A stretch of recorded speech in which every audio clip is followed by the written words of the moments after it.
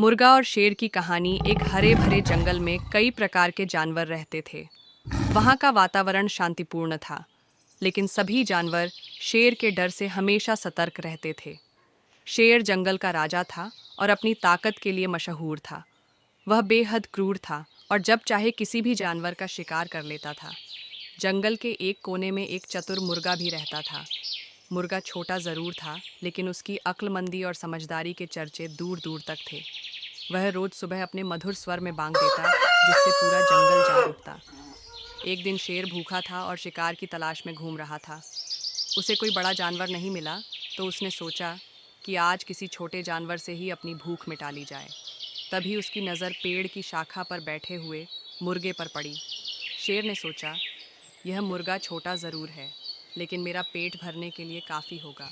शेर धीरे धीरे मुर्गे के करीब पहुंचा और गरजते हुए बोला। मुर्गे, आज तुम मेरे भोजन बनोगी। अब तुम मेरे पंजों से बच नहीं सकते।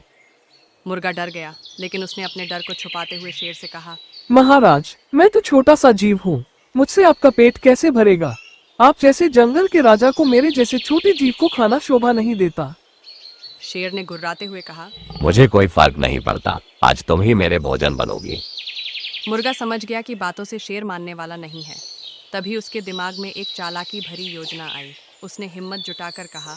महाराज, मैं आपकी बात मान लेता हूँ, लेकिन मैं मरने से पहले एक आखिरी बार अपनी बांग देना चाहता हूँ। क्या आप मुझे यह मौका देंगे? शेर ने सोचा कि एक छोटी सी बांग देने से क्या फर्क पड़ेगा। उसने हंसते हुए कहा। ठीक है, लेकिन इसके बाद मैं तुम्हें खा जाऊंगा। मुर्गा तुरंत जोर से बांग देने लगा। उसकी तेज आवाज सुनकर दूर दूर के मुर्गे भी बांग देने लगे। चारों ओर मुर्गों की आवाज गूंजने लगी। शेर को लगा कि यह आवाज खतरे की सूचना है, क्योंकि जब मुर्गे सुबह बांग देते हैं तो सूरज निकलने वाला होता है और शेर रात का राजा होता है। उसे डर था कि दिन के उजाले में उसे जंगल के दूसरे जानवर देख लेंगे और उसका डर कम हो जाएगा। शेर घबरा गया और बिना कुछ खाए वहां से भाग खड़ा हुआ। मुर्गे की चतुराई ने उसकी जान बचा ली। शिक्षा। इस कहानी से हमें यह सीख मिलती है कि बुद्धिमानी और हिम्मत से बड़ी मुसीबत को टाला जा सकता है। शक्ति से अधिक महत्वपूर्ण चतुराई होती है।